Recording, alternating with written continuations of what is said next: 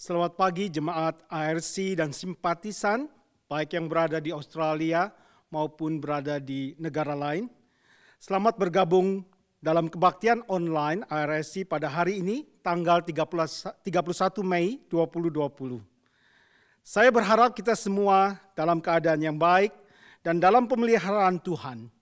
Kita akan berdiam diri sejenak, mempersiapkan hati kita bersama-sama untuk memasuki ibadah hari ini.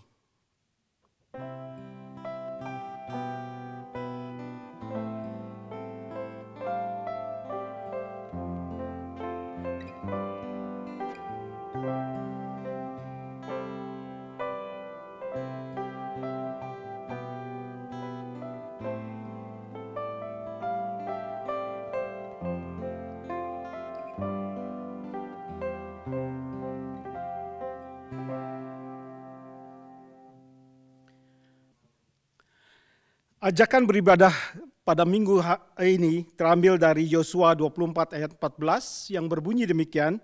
Oleh sebab itu takutlah akan Tuhan dan beribadahlah kepadanya dengan tulus ikhlas dan setia. Jauhkanlah ilah yang kepadanya nenek moyangmu telah beribadah di seberang sungai Efrat dan di Mesir.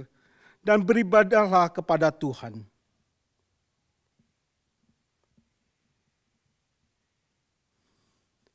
Bersama-sama kita akan meresponi ajakan beribadah dengan menyanyikan pujian To God Be the Glory.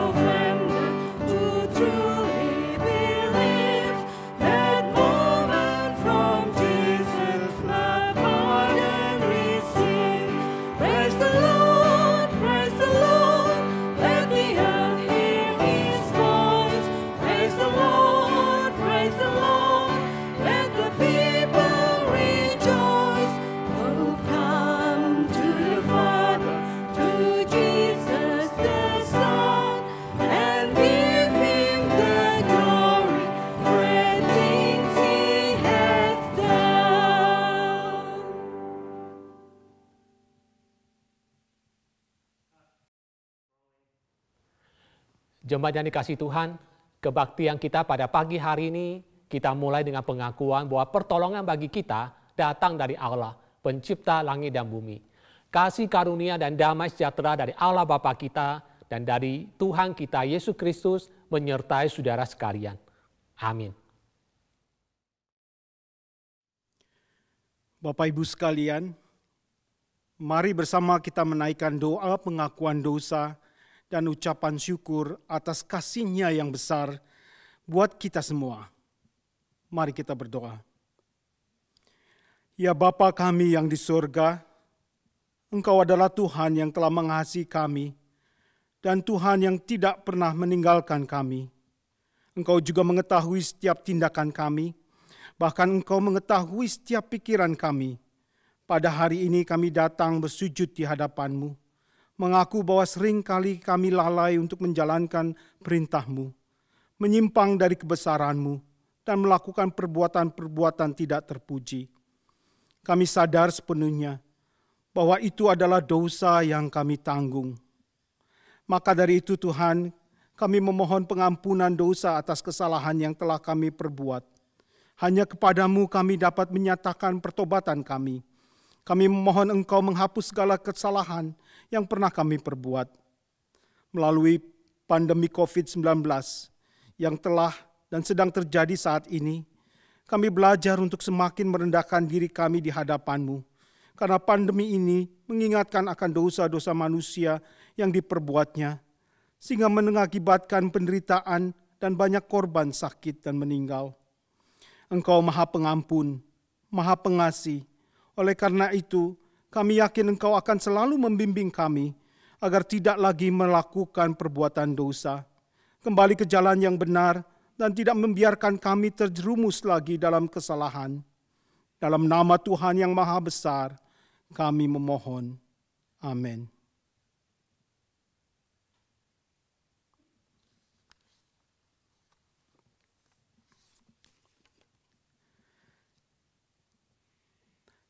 Berita anugerah pada minggu ini diambil dari Efesus 4 ayat 2 sampai dengan yang ke-6. Demikian bunyinya. Hendaklah kamu selalu rendah hati, lemah lembut dan sabar. Tunjukkanlah kasih-Mu dalam hal saling membantu. Dan berusahalah memelihara kesatuan roh oleh ikatan damai sejahtera. Satu tubuh dan satu roh. Sebagaimana kamu telah dipanggil kepada satu pengharapan yang terkandung dalam panggilan-Mu. Satu Tuhan, satu iman, satu baptisan, satu Allah, dan Bapa dari semua. Allah yang di atas semua, dan oleh semua, dan di dalam semua. Bapak, Ibu, dan Saudara yang dikasihi Tuhan, sebentar lagi kita akan mendengarkan firman Tuhan yang bertemakan Giving Generously. Kita sampai pada salah satu bagian yang paling menakjubkan dalam Alkitab, yaitu bahwa Paulus menulis tentang kedermawaan yang muncul dari sukacita yang meluap-luap. Bahkan di tengah-tengah kemiskinan yang luar biasa. Ini sangat bertolak belakang dengan apa yang diajarkan dunia tentang uang. Mari kita mempersiapkan hati kita dengan menyanyikan bersama seperti rusa rindu sungaimu.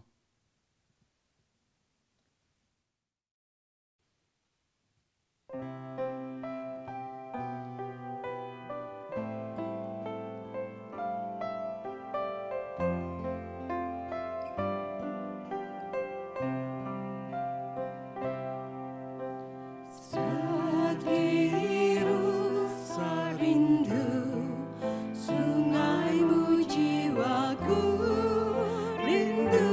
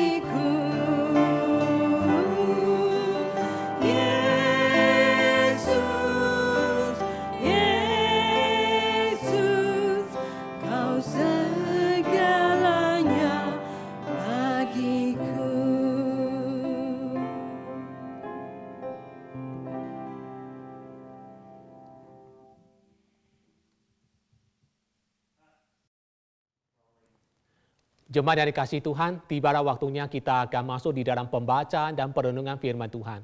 Mari kita berdoa dan kita mohon pimpinan dari Tuhan. Bapa kami di sorga, pagi hari ini kembali kami datang dan kami bersyukur ya Tuhan, untuk kesempatan yang Tuhan berikan untuk kami boleh beribadah kepada Tuhan. Karena kami tahu Tuhan, kami diciptakan untuk memuji Tuhan. Kami diciptakan untuk bersyukur kepada Tuhan. Oleh karena segala perbuatan dan karya yang indah, yang ajaib, yang telah Engkau nyatakan di dalam setiap kehidupan kami. Kami butuh firman-Mu ya Tuhan, agar firman itu yang menyegarkan kehidupan kami, menyegarkan jiwa kami, menyegarkan kehidupan spiritual kami ya Tuhan.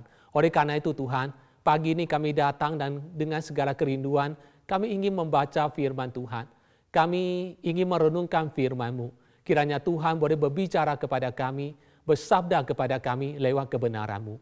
Kami berdoa dan memohon hanya di dalam nama Tuhan Yesus Kristus. Amin. Jemaat yang dikasihi Tuhan, firman Tuhan akan saya bacakan dari 2 Korintus pasal yang ke-8, ayat pertama hingga yang ke-9. 2 Korintus pasal yang ke-8, ayat pertama hingga ke-9, firman Tuhan berbunyi demikian. Saudara-saudara, kami hendak memberitahukan kepada kamu tentang kasih karunia yang dianugerahkan kepada jemaat-jemaat di Makedonia. Selagi dicobai dengan berat dalam berbagai penderitaan, sukacita mereka meluap, dan meskipun mereka sangat miskin, namun mereka kaya dalam kemurahan. Aku bersaksi bahwa mereka telah memberikan menurut kemampuan mereka, bahkan melampaui kemampuan mereka. Dengan kerelaan sendiri mereka meminta dan mendesak kepada kami, supaya mereka juga beroleh kasih karunia untuk mengambil bagian dalam pelayanan kepada orang-orang kudus. Mereka memberikan lebih banyak daripada yang kami harapkan. Mereka memberikan diri mereka, pertama-tama kepada Allah, kemudian oleh karena kehendak Allah juga kepada kami. Sebab itu kami mendesak kepada Titus, supaya ia mengunjungi kamu dan menyelesaikan pelayanan kasih itu, sebagaimana ia telah memulainya. Maka sekarang, sama seperti kamu kaya dalam segala sesuatu, dalam iman, dalam perkataan, dalam pengetahuan, dalam kesungguhan untuk membantu, dan dalam kasih-Mu terhadap kami. Demikianlah juga hendaknya kamu kaya dalam pelayanan kasih ini. Aku mengatakan hal itu bukan sebagai perintah, melainkan dengan menunjukkan usaha orang-orang lain untuk membantu. Aku mau menguji keikhlasan kasih kamu. Karena kamu telah mengenal kasih karunia Tuhan kita Yesus Kristus, bahwa Ia yang oleh karena kamu menjadi miskin, sekalipun Ia kaya, supaya kamu menjadi kaya oleh karena kemiskinannya. Sampai di sini bacaan firman Tuhan. Yang berbahagia mereka membaca firman Allah, memelihara di dalam kehidupannya.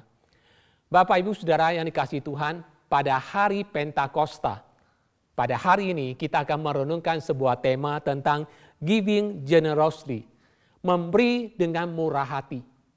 Hari ini di dalam kalender gerejawi kita memperingati hari Pentakosta. Hari Pentakosta merupakan salah satu hari raya yang sangat penting bagi orang Israel, di mana pada hari itu bangsa Israel merayakan panen raya, dan sebagai bentuk ucapan syukur mereka kepada Tuhan, maka mereka membawa persembahan ke bait suci, membawa persembahan ke rumah Tuhan sebagai wujud dari syukur tahunan mereka kepada Tuhan.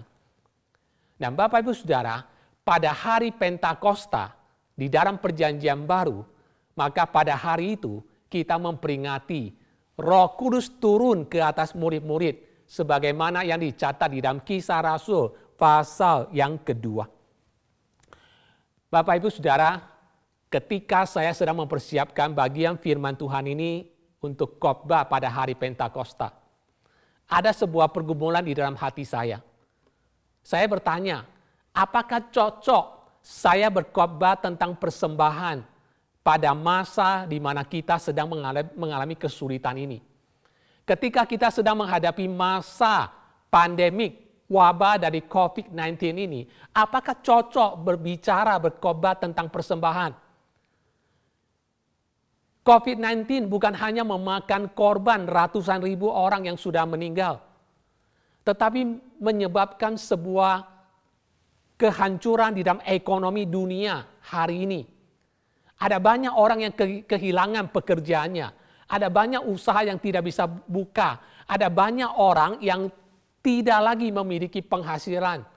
Yang sulit untuk membayar kontrak rumah. Yang sulit untuk membayar biaya hidup yang lain. Semua orang mengalami kesulitan. Dalam kondisi yang sulit seperti itu, apakah cocok kita berkhotbah tentang persembahan? Bapak Ibu Saudara, kita akan menemukan jawaban atas pertanyaan ini ketika kita membahas apa yang diajarkan dan yang disaksikan oleh Paulus di dalam perikop yang kita baca ini. Memang tidak mudah bagi seorang pendeta untuk berkhotbah tentang persembahan. Dan juga banyak jemaat yang tidak suka dengar khotbah tentang persembahan. Saya tidak suka mengkhotbahkannya dan jemaat tidak suka mendengarkannya. Tetapi karena topik tentang persembahan ada di dalam sepanjang Alkitab, baik Perjanjian Lama maupun Perjanjian Baru, maka sebagai pendeta saya harus menyampaikannya. Saya harus menyampaikannya, mengkhotbahkannya dengan benar, dengan tepat, dan dengan proporsional. Jemaat yang dikasihi Tuhan, ketika Rasul Paulus mengajar kita tentang topik memberi dengan murah hati, maka Paulus mengajar kita dengan memberikan contoh dan teladan. Ada dua contoh dan teladan yang dinyatakan oleh Paulus dalam perikop ini kepada kita. Yang tujuannya untuk menjadi contoh, model, teladan bagi kita. Bagaimana seharusnya kita memberi, prinsip apa yang harus kita pegang dalam hal memberi kepada Tuhan pada hari ini. Yang pertama, Bapak Ibu Saudara, Paulus memberikan contoh model dari gereja-gereja di Makedonia. Itu dicatat di dalam ayat pertama hingga ayat ke-8. Makedonia adalah sebuah provinsi di bagian utara dari Yunani. Sedangkan Korintus, jemaat yang kepadanya Paulus menuliskan surat ini, berada di pantai selatan dari Yunani, dari ujung ke ujung. Bapak Ibu Saudara, di Makedonia ini Paulus pernah melayani dan paling tidak ada 3 gereja yang didirikan oleh Paulus di Makedonia ini. Yaitu pertama Filipi, kedua Tesalonika, dan ketiga Berea. Saudara, sebelum kita membahas lebih lanjut tentang persembahan dari gereja-gereja di Makedonia ini, maka terlebih dahulu kita akan membahas sedikit latar belakang kenapa Paulus meminta gereja-gereja di daerah Asia dan sekitarnya mengumpulkan persembahan untuk gereja di Yerusalem. 30 tahun sebelumnya, pada hari Pentakosta, maka Roh Kudus turun ke atas murid-murid. Dan pada hari itu Alkitab berkata, Petrus berkhotbah. Dan pada hari itu ada 3.000 orang-orang yang bertobat dan menjadi orang Kristen. Beberapa minggu kemudian Alkitab mencatat jumlah mereka bertambah menjadi 5.000 orang yang percaya kepada Tuhan. Dan Bapak Ibu Saudara dikasihi Tuhan, pertumbuhan dari gereja mula-mula ini juga dibarengi dengan kesulitan dan penganiayaan yang mereka alami. Umumnya yang menjadi jemaat gereja mula-mula adalah orang Yahudi. Dan ketika mereka percaya kepada Yesus Kristus, maka mereka mengalami penganiayaan dari orang-orang Yahudi, daripada pemimpin agama pada waktu itu. Mereka mengalami yang disebut sebagai ekskomunikasi, yaitu mereka dikucilkan dari bait suci. Mereka tidak boleh datang ke bait suci, mereka tidak boleh datang ke rumah ibadat untuk beribadah kepada Tuhan. Selain itu, mereka juga mengalami diskriminasi secara sosial dan juga secara ekonomi. Mereka kehilangan pekerjaan. Mereka tidak bisa membuka usaha. Mereka dirampas harta mereka. Mereka mengalami berbagai macam penderitaan karena iman mereka kepada Yesus Kristus.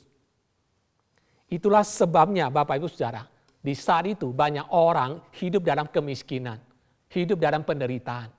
Dan itulah sebabnya ketika kita membaca Kisah Rasul pasal yang kedua, yang berbicara tentang cara hidup jemaat yang pertama. Dikatakan cara hidup mereka ditandai dengan adanya fellowship. Ketika ada orang percaya kepada Tuhan dan mungkin mereka memiliki tanah, rumah, dikatakan mereka menjual rumah mereka, menjual tanah mereka, lalu uangnya mereka kumpulkan ke hadapan rasul-rasul supaya uang dari hasil penjualan itu bisa dipakai untuk menolong sesama orang Kristen yang jatuh miskin atau yang dalam kesulitan. Dengan latar belakang inilah, maka Paulus menghimbau jemaat-jemaat yang ada di Asia, yang ada di Makedonia dan sekitarnya, supaya mereka membantu meringankan beban saudara-saudara seiman di Yerusalem yang sedang hidup dalam kemiskinan dan penderitaan.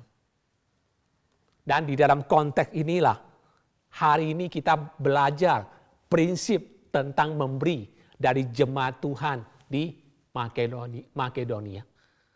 Apa prinsip tentang memberi yang bisa kita pelajari dari jemaat Tuhan di Makedonia? Yang pertama, kemurahan hati untuk memberi pada dasarnya merupakan anugerah atau pemberian dari Allah sendiri. Saya ulangi, kemurahan hati untuk kita memberi itu merupakan anugerah atau pemberian dari Allah sendiri.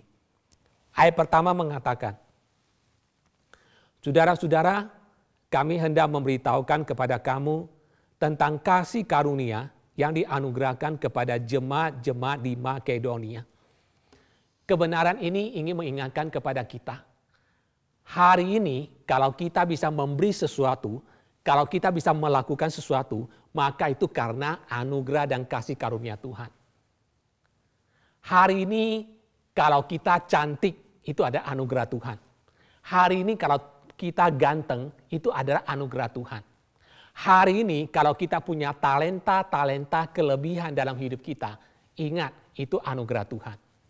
Begitu juga hari ini kalau kita punya kemampuan untuk memberi persembahan, maka ingat itu merupakan anugerah Tuhan bagi kita dan kesempatan yang Tuhan berikan kepada kita untuk kita memberi. Hal ini perlu kita ingat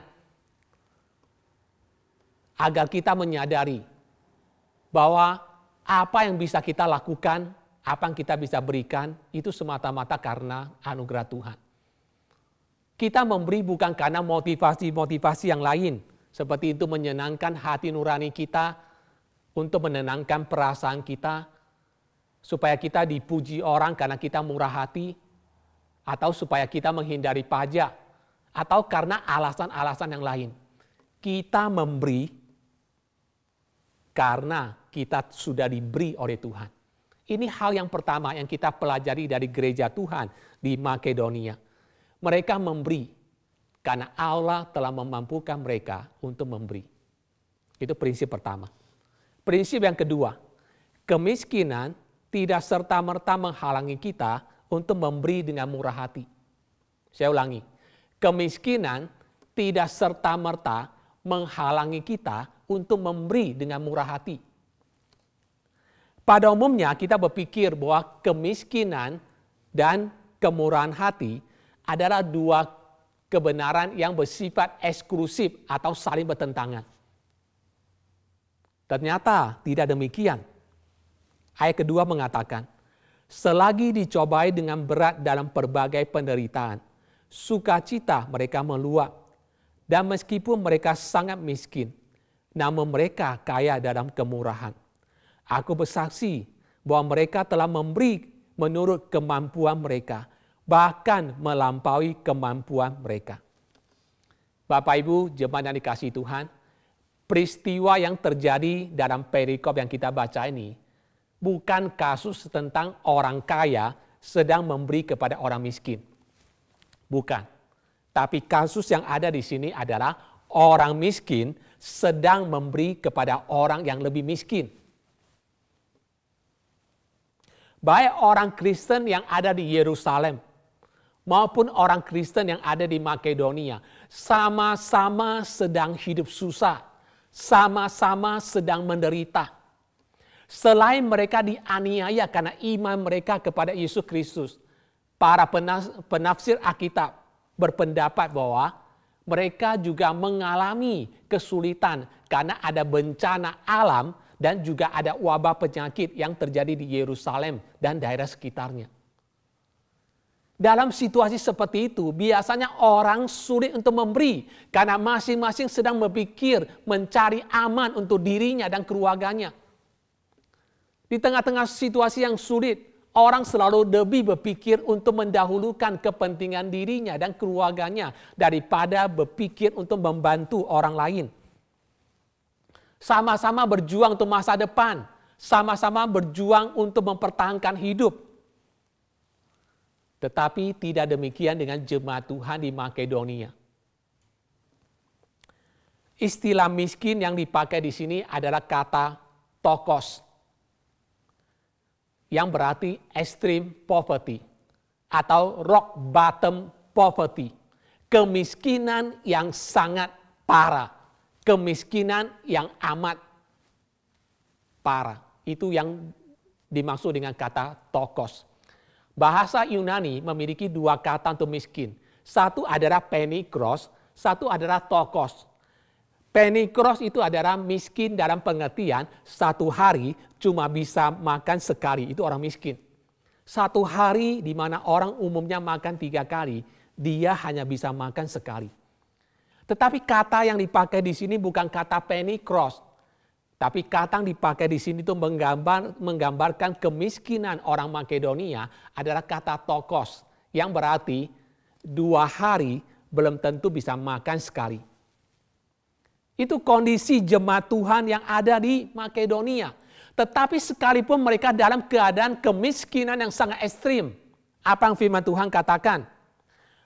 Paulus berkata, aku bersaksi bahwa mereka telah memberikan menurut kemampuan mereka. Bahkan melampaui kemampuan mereka.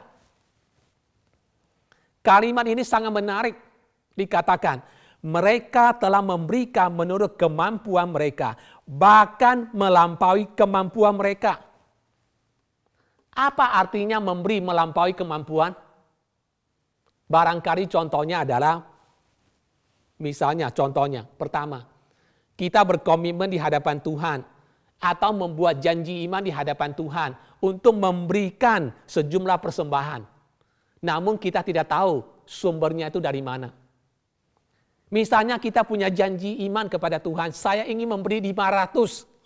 Tetapi uang yang ada pada kita cuma separuhnya 250. Sisanya 250 yang sudah kita janjikan kepada Tuhan. Dari mana datangnya uang itu? Kita tidak tahu. Itu contoh memberi melampaui kemampuan. Contoh kedua, yaitu barangkali artinya adalah uang yang akan kita persembahkan kepada Tuhan sebetulnya adalah uang yang sudah kita sisihkan, yang kita simpan untuk satu kebutuhan khusus. Namun kita ambil uang itu untuk kita persembahkan kepada Tuhan dengan keyakinan bahwa pada waktunya Tuhan akan mencukupi kebutuhan kita. Tuhan akan mencukupi apa yang menjadi kebutuhan yang kita butuhkan. Bapak Ibu saudaraku yang dikasihi Tuhan. Hal inilah yang disebut sebagai giving sacrificially. Atau istilah yang dipakai oleh Mother Teresa mengatakan giving until hurt. Memberi sampai ada rasa sakit di dalam hidup kita, di dalam hati kita. Kalau kita mau jujur, kita tidak pernah dalam kondisi seperti jemaat Tuhan di Makedonia. Giving sacrificially. Memberi yang merupakan sebuah pengorbanan. Giving until hurt. Memberi sampai ada rasa sakit di hati kita. Di dalam diri kita. Saya rasa kita jarang mengalami kondisi demikian. Kenapa? Karena seringkali persembahan kita adalah bersifat kontribusi. Persembahan kita seringkali seadanya. Serogonya. Sehingga kita tidak pernah akan merasakan apa yang dialami oleh jemaat Tuhan di Makedonia. Giving until hurt. Giving sacrificially. Kalau persembahan kita hanya sekedar seadanya, serogonya, sekedarnya, bersifat kontribusi, kita tidak pernah akan mengalami dan merasakan apa yang dialami oleh jemaat Tuhan di Makedonia. Mereka memberikan persembahan. Kesulitan, kemiskinan yang mereka alami tidak menghalangi mereka untuk memberi kepada Tuhan. Itu prinsip kedua. Prinsip yang ketiga, memberi dengan murah hati berarti kita melihat persembahan sebagai sebuah hak istimewa lebih dari sebuah kewajiban. Memberi dengan murah hati berarti kita melihat persembahan kita itu lebih kepada sebuah hak istimewa, privilege yang Tuhan berikan, lebih daripada sekedar sebuah kewajiban. Coba kita lihat ayat keempat dan kelima-a.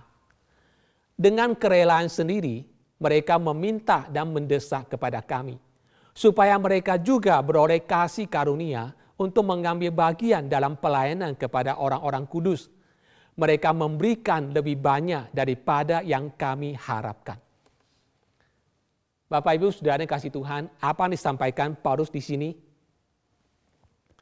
Kita menyadari bahwa sebetulnya Paulus tidak melibatkan jemaat di Makedonia untuk memberikan persembahan kasih. Paulus tidak melibatkan mereka untuk memberikan persembahan. Mengapa? Karena Paulus tahu betul kondisi mereka. Paulus tahu mereka sangat miskin. Dan Paulus tidak ingin melibatkan mereka dalam hal memberi. Tetapi dikatakan apa?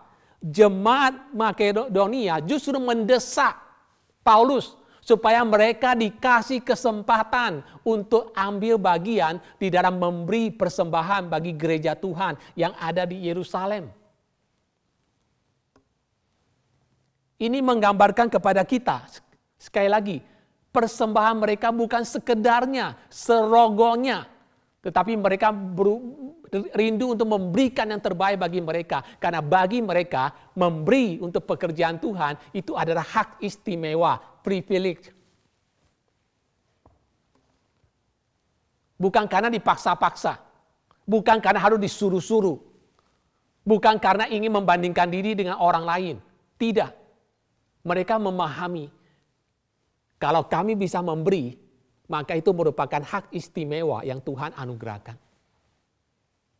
Dan yang keempat, prinsip tentang memberi yang kita pelajari dari gereja Tuhan di Makedonia adalah memberi dengan murah hati dimulai dengan memberi diri kita lebih dahulu.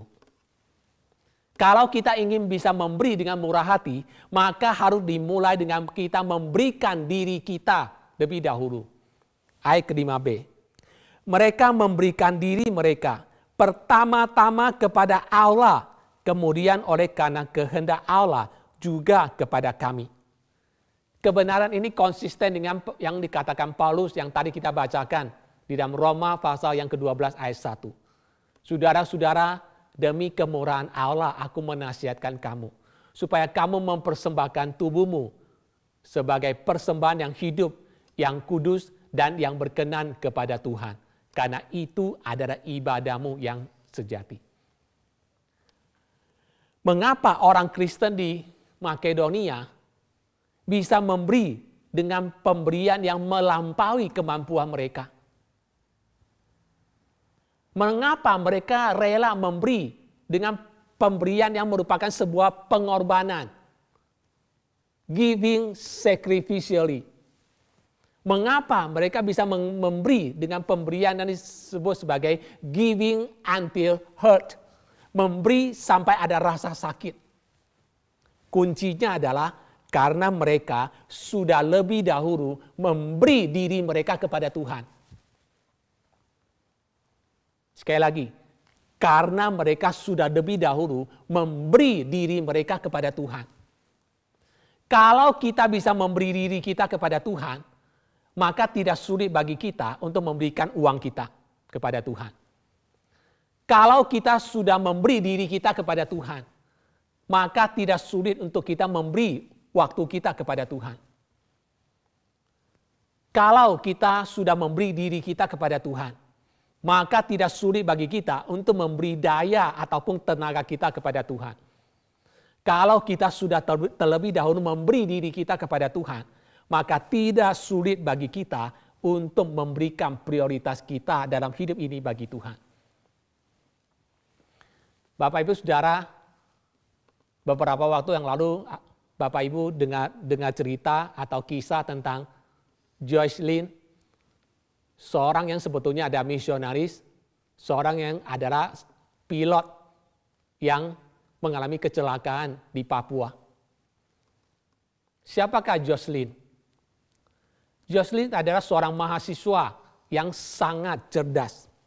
Dia adalah lulusan Master IT dari Massachusetts Institute of Technology Amerika.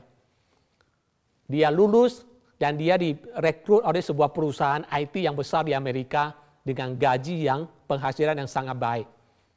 Dia kerja beberapa tahun di situ, tetapi dalam hatinya dia punya sebuah passion. Dia ingin melayani Tuhan. Dia ingin melayani Tuhan. Akhirnya dia sambil kerja, sambil kuliah, masuk ke sekolah Alkitab. Dia kuliah di Gordon Conwell Theological Seminary di Massachusetts, Amerika. Dia kuliah di situ sambil dia lulus Master of Divinity. Setelah selesai lulus, dia bergumul, dia bertanya kepada Tuhan, Tuhan ingin saya melayani kemana? Tuhan ingin pakai saya kemana? Saya akan ikut kemanapun Tuhan pimpin. Beberapa bulan dia bergumul, akhirnya Tuhan memberikan pimpinan kepadanya.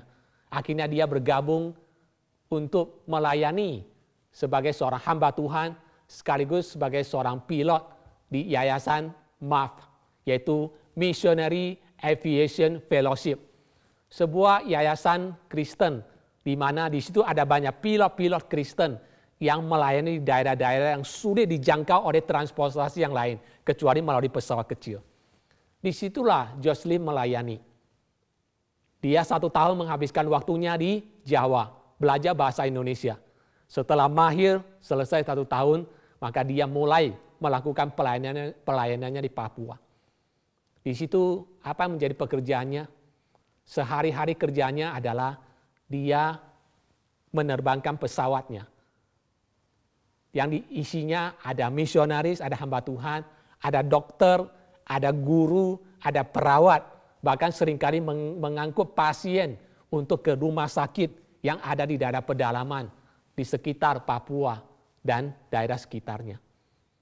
Kemampuan IT-nya itu dia pakai untuk merakit alat komunikasi supaya para misionaris, para pilot yang ada di sana, umumnya dari Amerika, umumnya mereka dari Eropa, supaya tetap di pedalaman Papua, mereka tetap bisa berkomunikasi dengan keluarga mereka di Amerika, di Eropa, dan berkomunikasi dengan sponsor-sponsor mereka yang ada di Eropa atau di Amerika. Semuanya itu dikerjakan oleh Jocelyn dengan penuh sukacita. Kenapa dia bisa melakukan semua itu? Kenapa dia mau tinggalkan segala kemewahan yang ada di Amerika, pekerjaan dengan gaji yang begitu tinggi, dan mau melayani di daerah yang terpencil di Papua? Kuncinya adalah karena dia lebih dahulu telah memberikan dirinya kepada Tuhan. Karena dia lebih dahulu telah menyerahkan dirinya kepada Tuhan. Karena dia telah menyerahkan dirinya kepada Tuhan, maka tidak sulit bagi dia untuk menyerahkan hidupnya, menyerahkan waktunya, tenaganya, uangnya, prioritasnya untuk melayani Tuhan. Dan ini prinsip keempat, kelima yang kita pelajari dari jemaat Tuhan di Makedonia. Mereka bisa memberi dengan murah hati. Mereka bisa giving sacrificially. Mereka bisa giving until hurt. Karena mereka sudah memberikan diri mereka pertama-tama kepada Tuhan. Setelah itu baru mereka memberi diri untuk orang lain yang lebih sulit, yang lebih menderita dari mereka. Dan pada puncaknya, Bapak Ibu Saudara, Paulus memberikan contoh model dari Tuhan Yesus sendiri. Paulus memberikan contoh kepada kita di ayat ke-9. Karena kamu telah mengenal kasih karunia Tuhan kita Yesus Kristus, bahwa Ia yang oleh karena kamu menjadi miskin, sekalipun Ia kaya, supaya kamu menjadi kaya oleh karena kemiskinannya. Yesus Kristus adalah contoh model bagi kita tentang apa itu memberi. Ingat peristiwa inkarnasi. Allah meninggalkan tatanya di sorga, turun menjadi manusia yang hina. Lahir di kandang binatang. Sepanjang hidupnya dia tidak punya apa-apa. Ketika ada orang yang mau ikut Tuhan, Tuhan Yesus berkata, serigala memiliki lubang, burung pipit ada sarang, tapi anak manusia tidak punya tempat untuk meletakkan kepalanya. Dengan kalimat itu Yesus ingin mengatakan, aku tidak punya apa-apa. Dan pada puncaknya ia harus disiksa, dipakukan di atas kayu salib. Disalibkan di antara para kriminal. Semuanya itu adalah wujud pemberian Allah.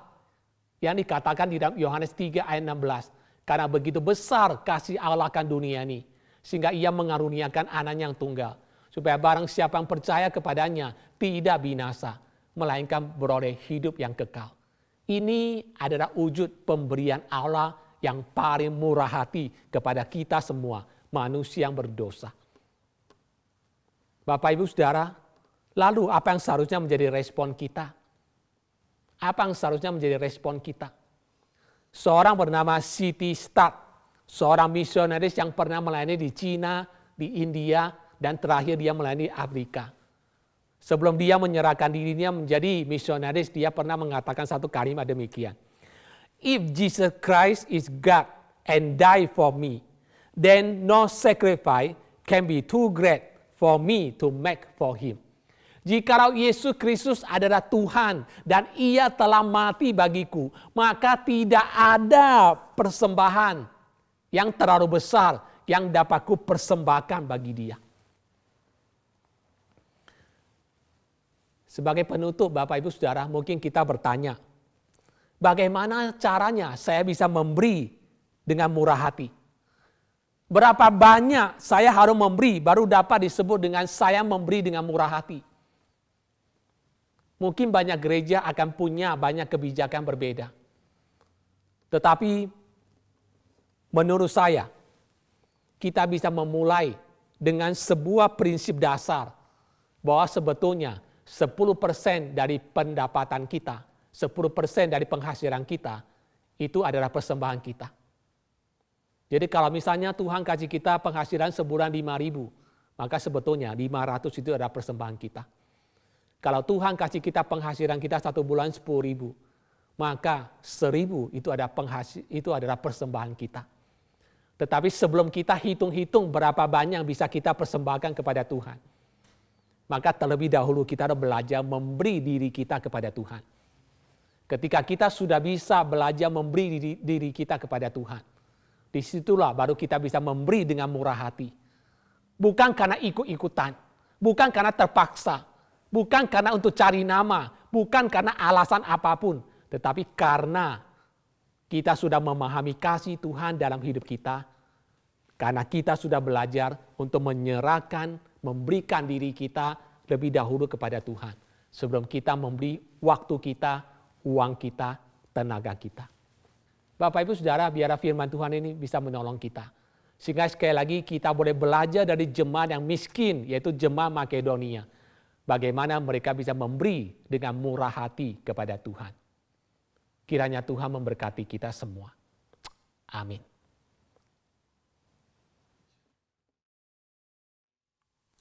Bapak Ibu sekalian, kami undang untuk bangkit berdiri. Bersama dengan gereja di segala abad dan tempat, marilah kita mengikrarkan pengakuan iman rasuli yang berbunyi demikian. Aku percaya kepada Allah, Bapa yang Maha Kuasa, pencipta langit dan bumi, dan kepada Yesus Kristus anaknya yang tunggal Tuhan kita, yang dikandung dari Roh Kudus, lahir dari anak darah Maria, yang menderita sengsara, di bawah pemerintahan Pontius Pilatus, disalibkan, mati dan dikuburkan, turun ke dalam kerajaan maut. Pada hari yang ketiga, bangkit pula dari antara orang mati, naik ke surga, duduk di sebelah kanan Allah, Bapa yang Maha Kuasa. Dan dari sana ia akan datang untuk menghakimi orang yang hidup dan yang mati. Aku percaya kepada Roh Kudus, gereja yang kudus dan am, persekutuan orang kudus, pengampunan dosa, kebangkitan tubuh, dan hidup yang kekal. Amin. Saudara, pada minggu ini kita juga diingatkan untuk terus berdoa dan kita akan menyampaikan doa syafaat yang akan ditutup dengan doa Bapa kami. Mari kita berdoa. Bapa, Engkau sungguh baik.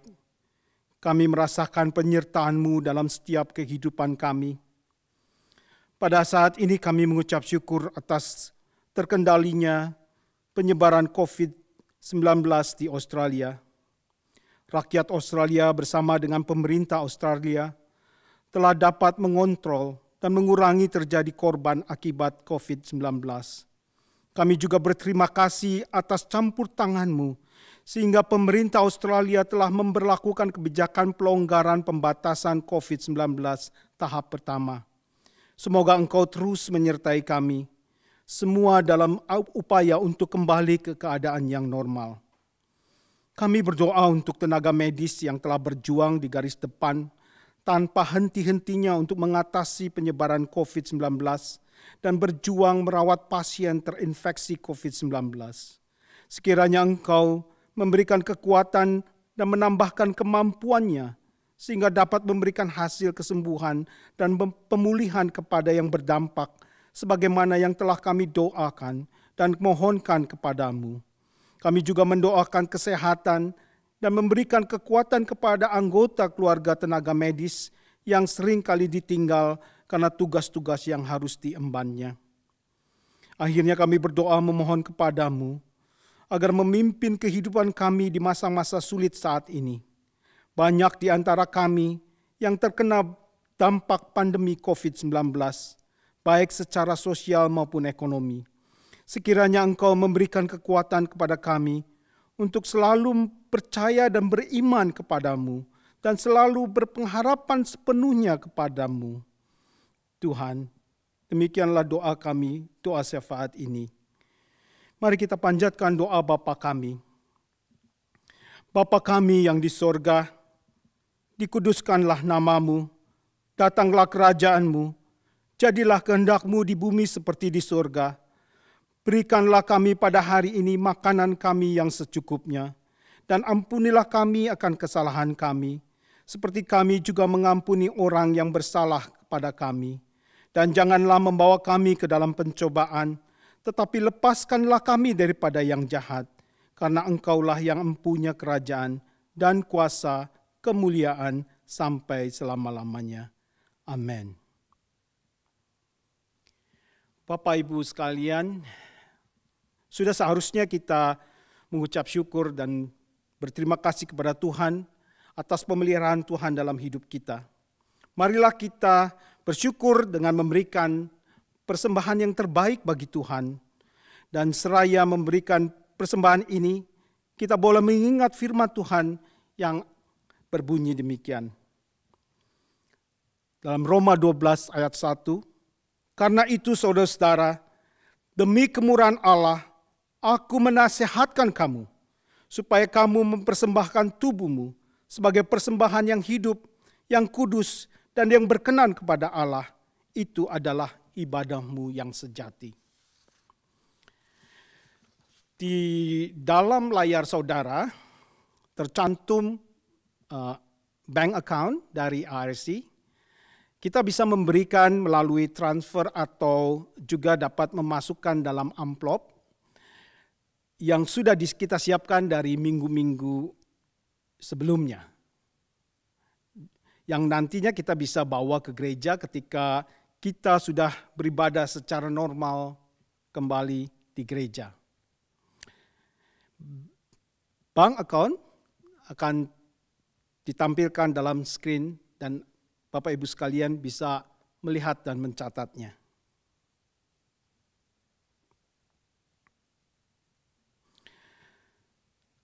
Saudara-saudara, di akhir ibadah ini kita semua bersama-sama diajarkan untuk bermurah hati dan melayani Tuhan dan sesama kita. Tuhan sudah memberikan waktu yang sangat berharga dan Tuhan juga memberikan kesempatan kepada kita untuk menjadi hamba-Nya yang membawa berkat bagi semua orang.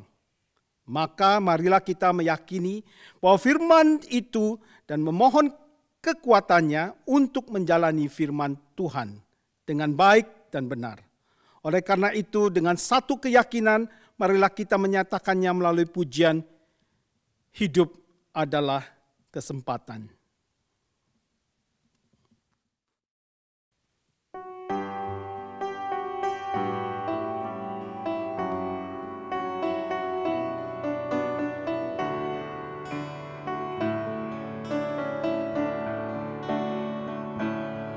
Hidup ini adalah kesempatan. Hidup ini untuk melayani Tuhan. Jangan sia-siakan waktu yang Tuhan beri. Hidup ini harus jadi berkat. Oh Tuhan, pakailah hidupku selagi aku masih kuat. Bila saatnya nanti ku tak berdaya lagi, hidup ini sudah jadi berkat.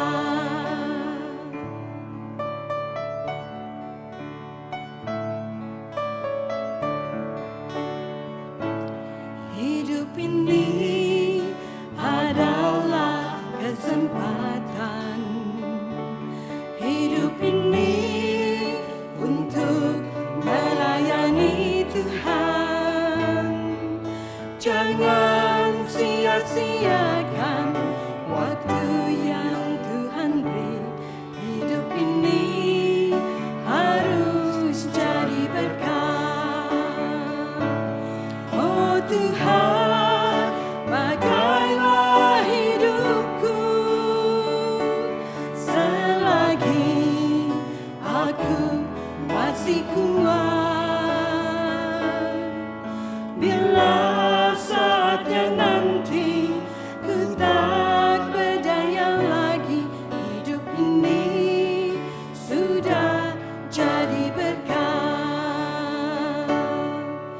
Bila saatnya nanti ku tak berdaya lagi, hidup ini sudah jadi berkat.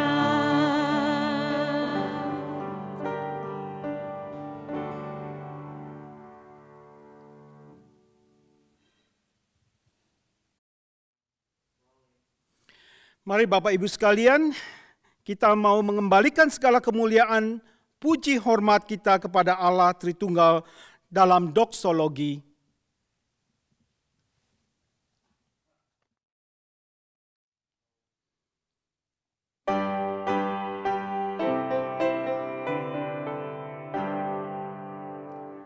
Praise God from whom all blessings flow.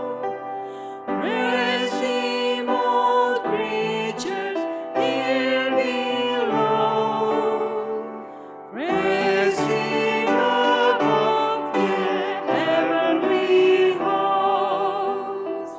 Praise God the Son and Holy Ghost. Amen.